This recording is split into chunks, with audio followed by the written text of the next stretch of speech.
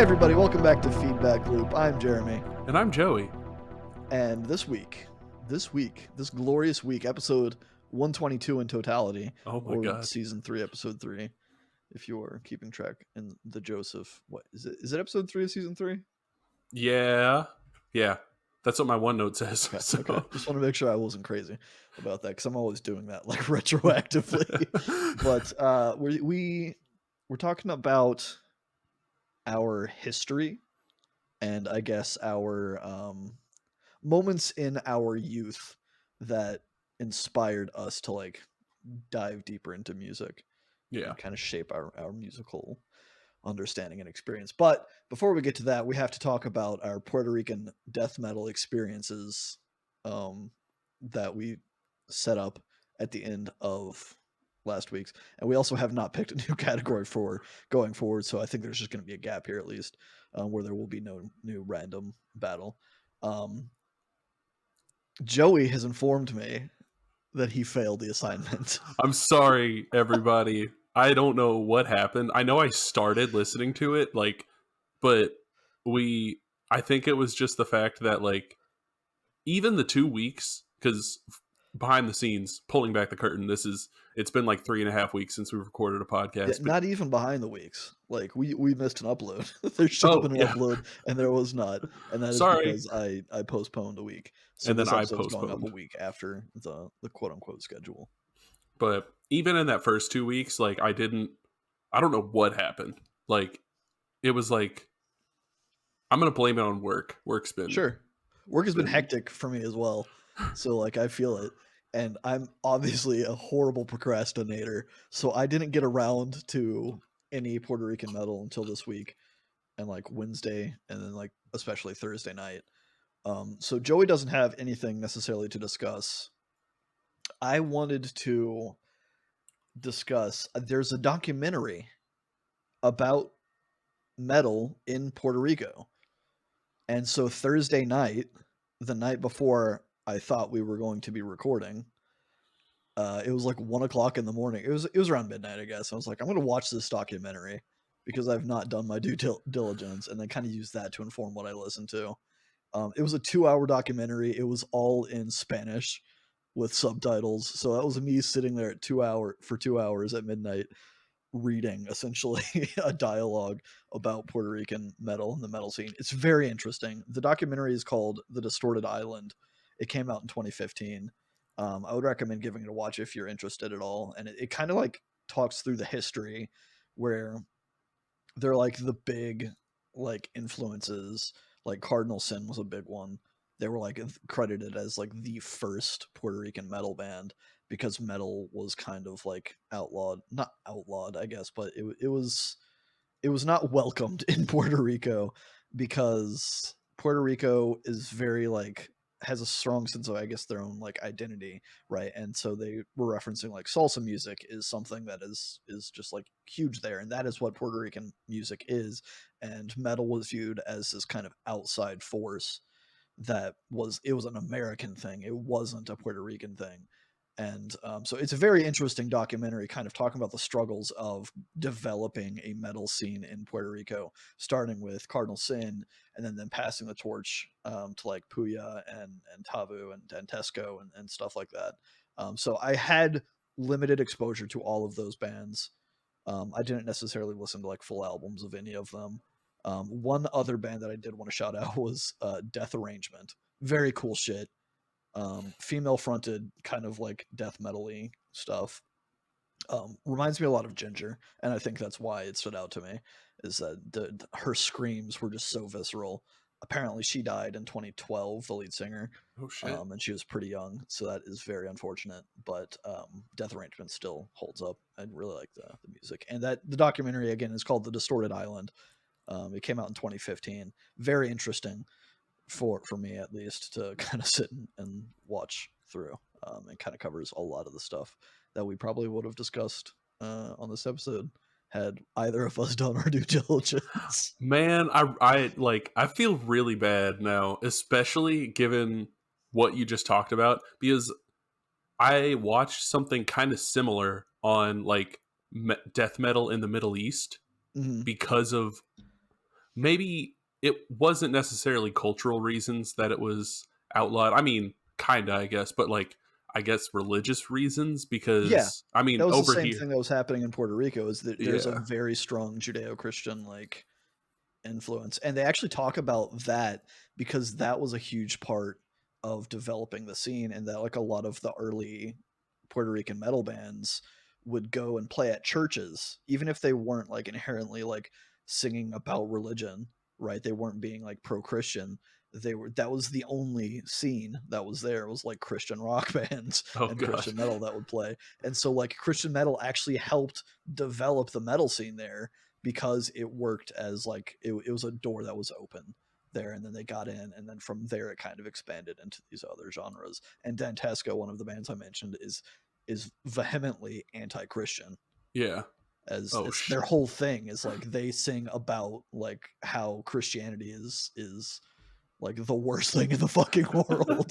Essentially was their whole deal, which was kind of so it's kind of like fascinating that, like, being repressed in such a, like, very specific way, and dealing with that and learning to cope with that, and then using that, I guess, in a way to get some better, like, social outcomes from it, was just super interesting to me. Man, I'm about to go on a tangent that is not related to this at all, but kind of Do it. related to the idea of it because I watched something about Chumbawamba the other day. Yeah. Yeah. Speaking of, it's related to the fact of using kind of what you dislike to your advantage to get your message out or to get a better platform. And Chumbawamba was like a hardcore fucking They're punk. anarchists, right? Yeah, like they're like a super like actual punk band, and then they Right. did tub thumping because they were like, well, we're gonna sell out, make a bunch of money, and then use our influence and our money to like spread Promote our our yeah, cause. promote our views and like get our message to a wider audience. And they used that tub thumping song. They like took money from Ford or GE or some big huge like car conglomerate, took all that money and then donated it to workers that were unionizing and striking against the company. That's And fucking awesome. yeah, and I was just like, God, that's so great. But like the idea of using kind of like your enemy's stuff against Yeah. them, it's You just, have opportunities, you take them, and you use them for your own nefarious means. and that's Not fucking metal. nefarious in, like, a generally, like, negative way, but Yeah, it's deceptive, I suppose, on some level. I But love yeah, it. very very cool documentary. Go check out the Distorted Island. It was a fun documentary. It's really just a lot of, like, those bands talking about their experiences and their history. And there's such a wide variety of, like, there's kind of this conflict with a lot of ideas about whether or not metal should be in Puerto Rico, and whether that should be sung in Spanish or in English and stuff. There's a lot of conflict there, and so the documentary does a good job of giving both sides of all of those different kind of conflicts. The Distorted Island, go check it out. Before we jump into our historical early sparks, I suppose, we'll do some quick shout outs for albums that we've been vibing with. Obviously, the new Paramore album came out. Um, I am I don't have a huge, like passion for that album yet. It's simmering, I think. Yeah. It is warm, it is different, it is interesting to me, but it's not, oh my god, the best album I've ever heard kind of a deal for me yet. I think it'll grow on me a lot over the course of the year. Also, Skrillex dropped the first of his two question mark albums that are going to be releasing this year, and it's excellent, and I really enjoy it. And then there's a third big one that happened that I will let you Dude, I'm so fucking pumped. discuss. So Pile came out with a new album literally yesterday. I've listened to it 3 times already, and I know Jeremy listened to it I listened to it uh, twice. twice. Okay, um, so my thoughts on the Pile album are I love it, and Do you want shocker, do you want to take the next episode to just be like a gush session, or a thought session, I suppose I should say, to temper expectations about the new Pile album. um, I honestly could Then like let's do it. So okay, so okay, you can still, I mean, obviously you enjoy it. yeah, I have thoughts on the album as well. I want to hear your thoughts, but I don't know if that's going to be I next also want to episode. hear your thoughts because there's something specific that I think is different about this Oh, album oh yeah, compared to previous Pile albums. But yeah, so that's going to be next episode's topic. I think is the album All Fiction by Pile. Go check it out. It's yeah. on all the streaming places. It's You everywhere. can find ways to do it. You can even buy a cassette version of it. Is You I saw can. they were selling it, so You might on vinyl, CD, cassette. I don't know if they're selling it digitally yet. I assume it's on Bandcamp at least. hopefully they But did a promotional interview or something with Rick yeah, from that's Pile. true. That's true. It's got to be on Bandcamp.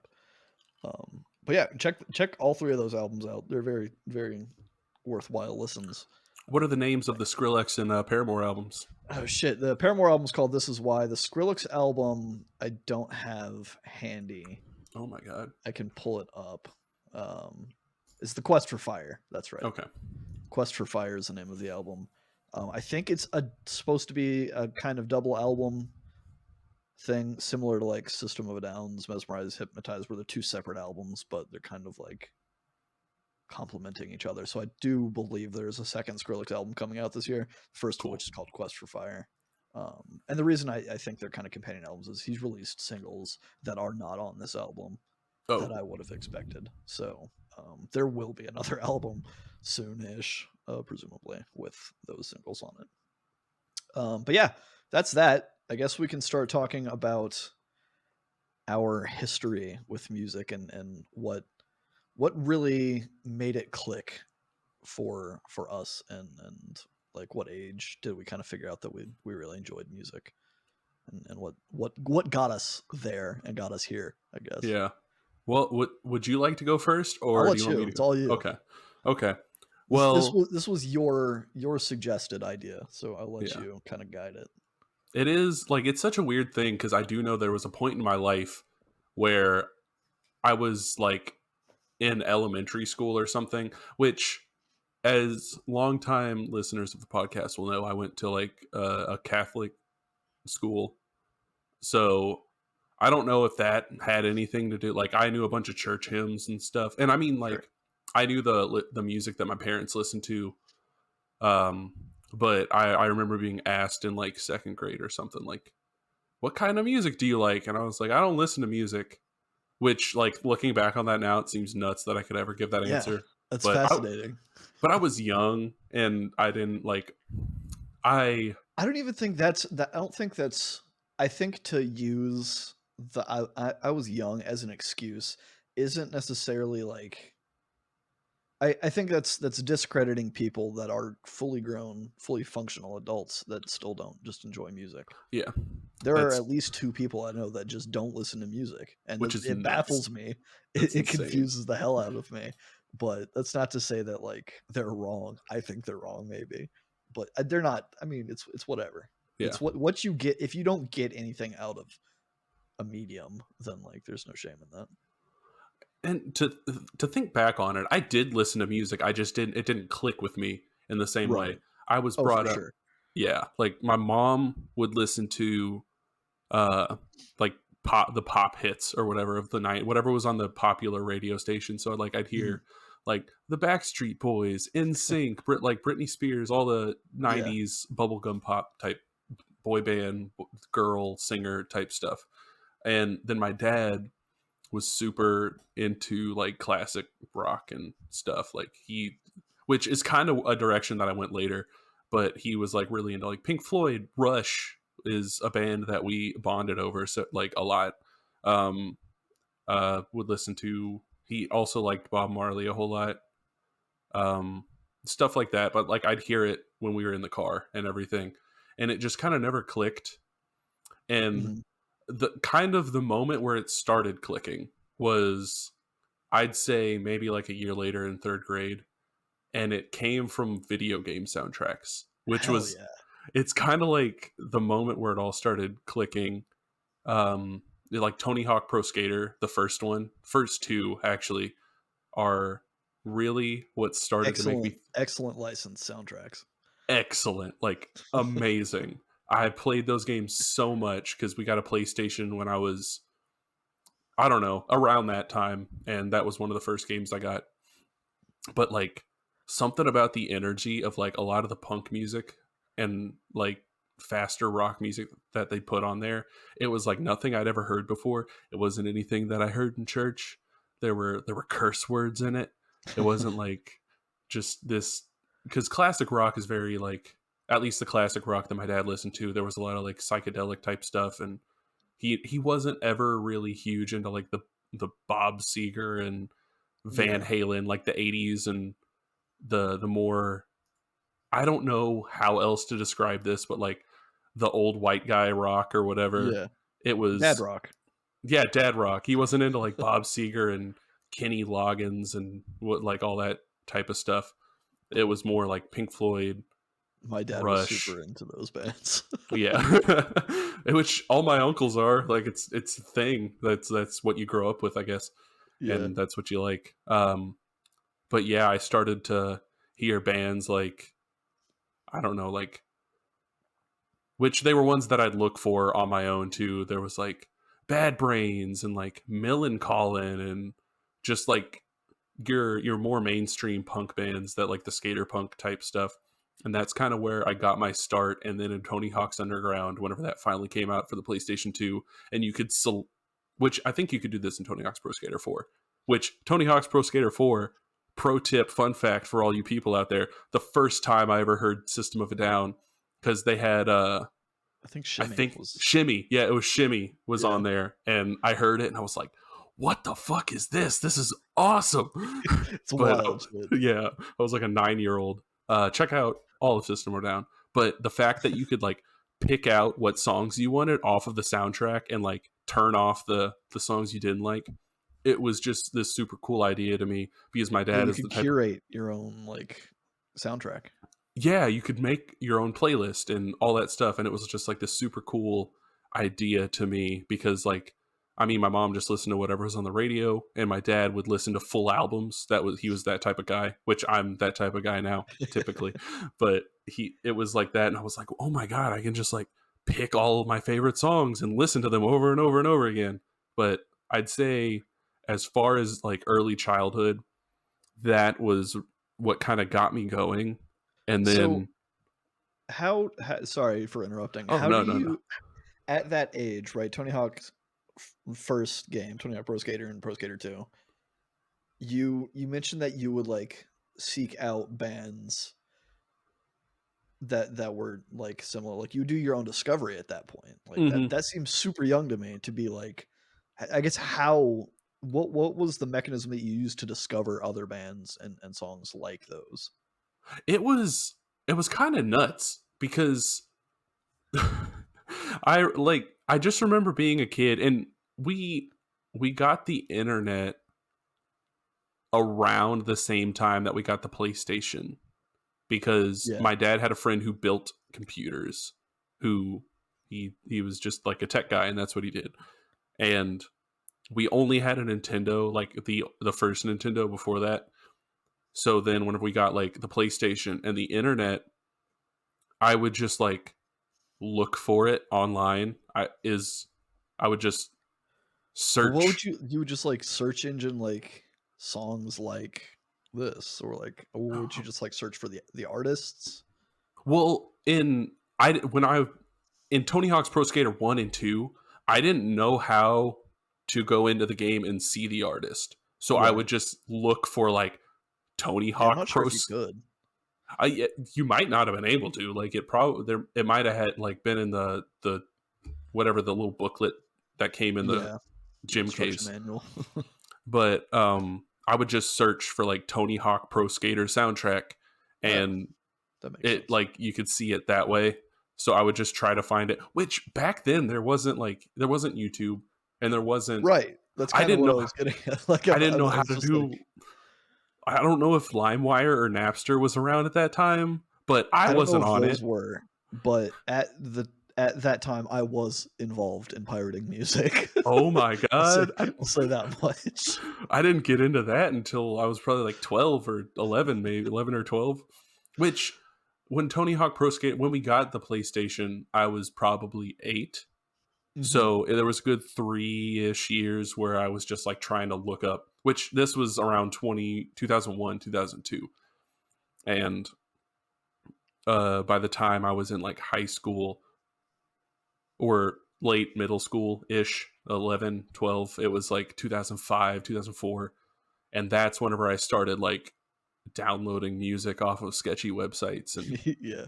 hoping that I didn't get a virus if or whatever. But yeah, it was kind of just I I mean, I credit honestly Tony Hawk Pro Skater games for, and eventually Need for Speed Hot Pursuit 2 was Hell another yeah. one. I mean, all And those Need for Speed yeah, games, Need man. for Speed Underground. Underground was another one that really got me. But I never owned it. I had a cousin who had it on the GameCube and we would play it. So I never owned a GameCube. I only had PlayStation as a kid. I wasn't one of the households that had all of the game systems or anything. But Yeah, that's super interesting. I didn't even write that in my notes, but like the impact that licensed soundtracks like Tony Hawk and Need for Speed had is monumental. yeah, and it directly shaped my early music listening experiences because one of my favorite bands at that point was then Dropkick Murphys, and that got me into like this whole wave of like punk that I had never been into because I think it was the song was Time to Go, and it was on either Tony Hawk Pro Skater 4 or Underground, and that song got me into it. And then um I think it was there was a song by the Transplants, which is a super group that had Tim Armstrong from Rancid as their singer, and that got me super into Rancid. And Yeah. that's where I started going back into the older punk. Like that's when I learned about Operation Ivy and just all these like I guess older at that time older punk bands that I So really you were liked. pretty like invested in discovering. You kind of like got sucked in, right? You were at that point, like Yeah. elementary school. You were sucked in and like trying to find other things like that. Yeah, and that kind of like propelled me into middle school where I was like, I don't know what the hell I was trying to be, but like I was Nobody this does. Nobody yeah, at that age knows what they're trying to be. that's true. But I was like all about like the punk music and the skater culture, but I couldn't skate, so I felt like a Yeah, poser all the time. Like I didn't I'm too which I don't this is an excuse cuz I easily could have learned to skate, but I tried and I just felt like I was too big and weird and all this stuff, and I was just like sure.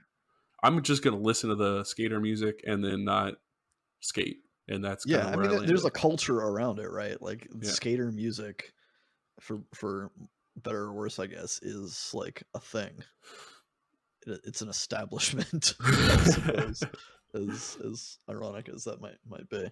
But yeah, that's interesting that you kind of use that as fuel to like define what you like in music, or to help discover, I guess, what you like in music. yeah. I think that's kind of why I ended up in the metal rock scene is just from that association because I Right. knew all of those bands, and then I had a friend who Mitch who I say had I don't I we haven't talked in a while, which I feel bad about, but he Not bad enough to talk to him. I'm just weird. I don't know. I don't fucking. I didn't text No, my I feel the cousin same back. way. I have friends I like didn't. that. I didn't text my cousin back the other day, and I feel terrible about it. And I say the other day, it was like 2 weeks ago. But Yeah. I'm just bad at keeping up with people. Yeah, But for he sure. was also he was like more into the classic rock because he started playing guitar and bass and being in bands. Like he was in like a rock school type thing with a local music shop where he got in a band. They started playing cover songs of like older like rock bands, and we were just friends, and that's kind of where we landed as our little niche in middle school, high school. So it kind of just carried me, and that's just where I went until I got till about my junior year, and then I was just like I kind of started going wild where I was like tried to be the reggae guy, the really chill guy for a while just because I smoked a lot of weed, Sure. and that's the role I felt like I had to play. And then I eventually just hit a point. it was like the year after I graduated high school where I was just like, I'm gonna start just listening to music that I enjoy and not worrying about what it is. I'm going to just, if I enjoy a song on the radio, maybe I'll look for stuff that's like that. If I enjoy Adele, which I really did, I'll look for more Adele. If I enjoy like jazz, which I didn't until a little bit later, I'll do that. But I kind of fell out of that metal thing, and then that's kind of how I ended up today, where I just try to listen to everything. But it's just weird how I feel like how much the rock and punk aspect of like Tony Hawk Pro Skater games railroaded me through like 8 years of my life. Yeah, that's super interesting, and I think it's interesting to me, like, because you have milestones, right?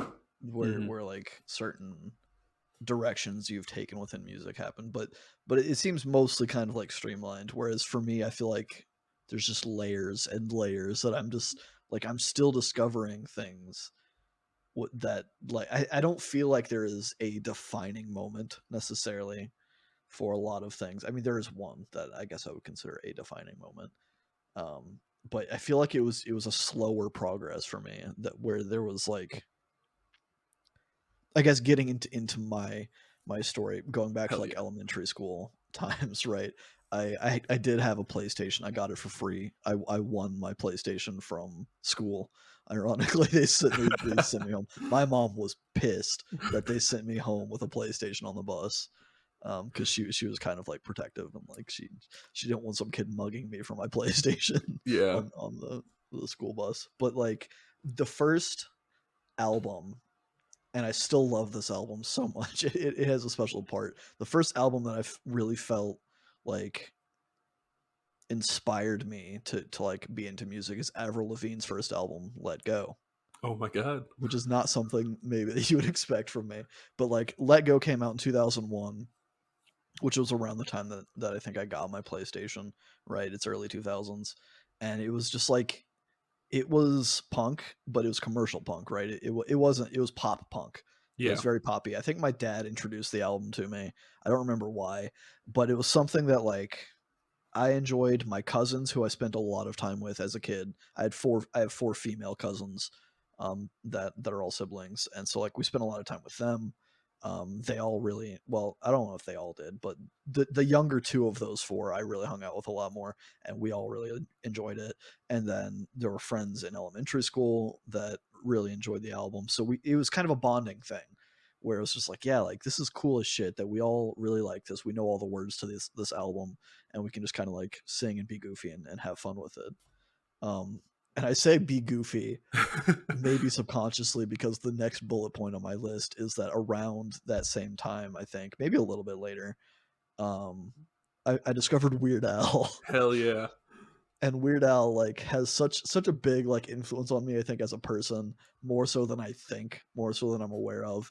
But like I remember renting, from the library. You could go and get like DVDs and VHS tapes from the library to rent and borrow for free. And we got, there's like a compilation of Weird Al's music videos that they had, and we brought that home, and my dad, like, I loved it so much, I rented it a couple weeks, or a couple, like, such, I don't know, remember if they were like week-long rentals or whatever, but I picked it up a couple times, and my dad ended up like ripping it and burning it to a DVD, because I fucking loved it. It's just so wild, especially at that time. Like I was young, but like just like the creativity involved in the music videos. I didn't know any of the source songs, right? I Yeah. didn't realize that they were parodies necessarily. It's just like, oh, they're funny songs, and I Yeah. really enjoy that because I was kind of a silly like kid and whatever. And so I would like lip sync, and then like Running with Scissors came out, and that Oh my album was god. huge for me. I fucking loved that album so much when that album came out, that I would lip sync, and like it was more than lip syncing. I remember specifically being in my kitchen as a kid with one of my cousins over, and I would put on the song Albuquerque, which is like a 9 or 10 minute song, Yeah. but I would like act out what was happening while I was like lip syncing it. as like some theatrical kind of performance or something in my kitchen. And I just remember that being like a very like a fun way to interact with music, I suppose, where it doesn't have to be serious. It doesn't have to be like super emotional and powerful. Um, but I think that was kind of the first, like Avril Lavigne and Weird Al are like the first like moments where I'm like, okay, like I enjoy music. Music is something that I like listening to and I'm having a good time doing. And then my parents enrolled me in piano lessons because I was like, I think Styx, Come Sail Away was like a huge song that I loved to Oh listen yeah. to a lot. And I was like, man, I want to learn how to play that. I want to be that. And so my dad's like, okay, we'll get you piano lessons. We'll teach you how to like play piano. And so we did that for a little bit and I ended up dropping off that because I struggle with practice and consistency still to this day. But like also I think there were financial reasons that we ended up canceling lessons. And I had like a natural aptitude, I guess you could say, for it. Like I picked it up pretty fast and I was good at it, but I just wasn't committed to it. And then other things happened. So that kind of fell to the side. Um, the next big, I think, milestone outside of Need for Speed Underground and Underground 2 having great licensed soundtracks that introduced me to a lot of bands like Static X that I just fucking love. Um, in high school, I mean, obviously it's a big gap with like middle school there, but like in high school and I guess late middle school, my brother and I would watch Fuse in the mornings before school, like before we got on the bus. And so they played a lot of like rock and metal and stuff. And one of them that I would say changed my life is Question by System of a Down. Hell I yeah. remember like seeing that music video and like that song is so fucking good. So good. It's such a good song, just like there's like an ebb and flow of it. There's this dynamic nature of Question and a lot of System of a Down's music, honestly. But like System of a Down, I think became my first like quote unquote like favorite band, I suppose. And this was around like obviously the Hypnotize Mesmerize era. So like I had played Tony Hawk's Pro Skater 1 and 2 and 4. I don't know if I ever played 3, to be honest. But I had heard Shimmy, and I guess I didn't like pick up on it in the way that you did. But like Question with Hypnotize and Mesmerize was my kind of like ingress point, I suppose, where I was just like, this is fucking sick. I Yeah. love System of a Down so much, and I checked out their entire discography and fell in love with that. And that's when I was like, yes, I love this. This is the kind of music that I want to be listening to. And then I picked up guitar. I got a guitar for Christmas in like 2006, 2007 ish, which I guess is actually pre high school for me at that point. It's the end of middle school, early high school. Yeah. I got a guitar for Christmas and ended up getting guitar lessons as well. Which again I didn't stick with because I never stick with anything. And I was okay at it. I wasn't great at it. I think I was better at piano, but it just kind of fell off. But that around that era when I was taking guitar lessons, me and my brother would drive because he got a bass the same Christmas. So we would both drive to mom's music and for our lessons together, and we'd listen to 93.1, which at the time was like a hard rock station. So there was that stuff, and then there was like Avenged Sevenfold that was happening, was pretty big in the same era. So a lot of those kind of like new metal bands really stand out to me as like this was my high school identity. This was like when I like started to get into rock specifically. Like I mean, I guess Avril Lavigne you could consider rock, but But not they like were Korn and Slipknot and not like Korn all and all Slipknot those all and those System of people a that were Down and huge stuff when like we were in that. high school that Right. we'd be Which fucking I all mean, about. new metal has kind of died, I think, Yeah. in some aspect for better or worse. But like, it was just such a moment in time. Yeah. Um, and then I think the final, I don't want to say final. There's never a final layer for me, but a huge, the culmination of all of this, I think, took me in such a different direction. And this is Paramore that I'm referring to. When I mean, I had heard Paramore throughout high school, never really like thought much of it. Um, but then like 2013, working. Oh shit! Oh shit! I said, You said working it. at the pizza place. I'm gonna bleep that out. Oh my god. Working at the pizza place, like those were.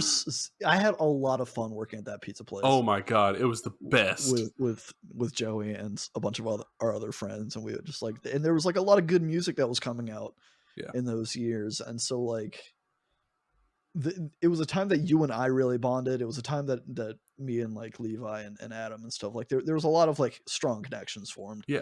during those years, but there was also a lot of good music coming out.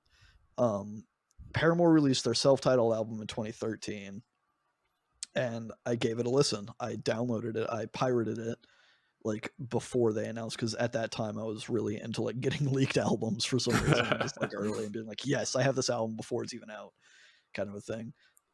So I got the Paramore album, and there's something about that album that is so special to me, and it had such a huge impact in my life, and that like I don't want to give it away because I think at some point we will talk about the album. Um, but that album came out, and it kind of like it opened my eyes to pop music in general, because previously it was mostly like rock and metal, especially like throughout high school. It's like, no, like I'm a metalhead. That's what it's Yeah. what I identify as. That's all I am is metal. And then Paramore comes in, they're like, hey, maybe you like some of this other stuff too. And I was like, I do. I do really I like it. really do. And so around that time I was listening to like Haim, which is a great band. I love their first album so much. Paramore, Haim, Tovlo, I got really into. I'm still really into a lot of the more poppy things. You know, Melanie Martinez, a lot of things that we discussed on our dark pop run of, I guess, season 1 of Feedback Loop. But that really like that opened my mind, I guess, to more than just rock and metal. And then I saw Paramore live in 2015, and it blew my fucking mind. And I've loved going to like Hayley Williams is not only a great vocalist, she's an incredible performer and songwriter, I think. And so like seeing them live was such a huge moment in my life that like I wasn't expecting it to change my life. It was just like, yeah, like they're in town, the tickets aren't too bad. I'll go and like see them perform this album that I really like. And it had such a like profound impact, I think, on how I view music, and especially live music. Like I love going to concerts, and because there's an atmosphere and a vibe. But Paramore is still like the top of my list for like best live performances, just because they're such a great like energetic performing band. They don't use backing tracks, and they still sound fucking great no matter what they're playing. And there's a lot of like fun shit that they do in their shows where they'll like cover songs or like blend songs. There was this is way off topic, I guess, at this point, but I saw them more recently in Nashville, and she was singing her lyrics to a Whitney Houston song, Oh my while god. like so they were playing their songs, and then like at some point, because the songs were in the same key, they just transitioned, and they were playing a Whitney Houston song, but she kept singing her own like the vocals for the song, or maybe it was the other way around, where she started singing Whitney Houston lyrics in the music scape of whatever song that they were already playing. And it was just like, it's incredible. It's such a Yeah. fun show to see them. So Paramore has changed my life, I guess, is the short of all of that. Like Paramore is the most recent defining moment, I think, for me in discovering music. And then obviously this podcast has been hella fun Yeah. to open up Except my for the hella eyes. episode. That was subconscious, I think. But yeah, I don't know. I will say that this podcast has also helped tremendously. I mean, we're going to be talking about the Pile album next episode, and Pile was one of the big discoveries, I think, for me for Oh this my album, god. and just like the Pile. sounds that are possible in music and that I enjoy listening to in music. And there's just been a lot of it's fun kind of digging in and finding new shit alongside you, Joseph. Hell yeah. Because Oh my god. I feel like we have good contrast Yeah. of what we tend to like. Where I tend to prefer more like commercialized and like clean sounds, and you prefer the more gritty and unrefined stuff. And so when there's overlap, it just feels nice. It does. It really does. Because I don't have that overlap with Alyssa when it comes to music. Oh my god, I put on the new Pile album, 2 songs from it, which they were. One of them was a pretty tame song, and then one of them wasn't. Which, oh my god, not to fucking. I'm not gonna spoil anything for next week. We're doing the Pile podcasting, but she was just like, She wasn't okay, into it. yeah, she was. She doesn't like Pile, which is fine, but also it's Man, not fine. I have thoughts. I have thoughts. Maybe I have, we'll get a listen next yeah. episode as well. Oh my god. I just okay. We'll talk about that next week. Yeah. With the pile. I guess it's the culmination of all of our musical journeys is talking about pile next Hell yeah. episode. I suppose we don't have a random genre. I feel like this episode's probably gone on a bit longer than we had wanted, perhaps, but it was fun. Yeah. I like having more background on you, and it was fun to kind of like poke and ask questions about where you came from, where you got your music. I Where we did came from. I was pirating a lot of music in like elementary school just because my dad is a computer guy as well, and we always had access to internet and computer, and he hooked me up with BearShare, and so I would download like parodies and like Weird Al songs and stuff Yeah. back at that age. But Man. I don't Yeah. have anything else. I don't really. I was gonna ask you what your Really. favorite Weird Al song or video was from like that era, Oh not from gosh.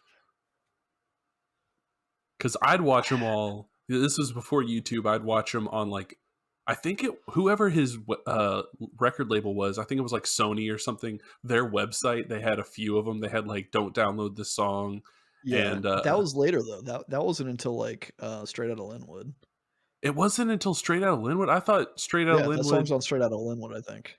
Oh my It god! might be earlier. I'm probably gonna eat that word, but the to be clear, the compilation of music videos that I'm referring to was all like '80s Weird Al stuff. Yeah, So it was him with his glasses and his like kind of afro and the mustache, and so they were not like high quality.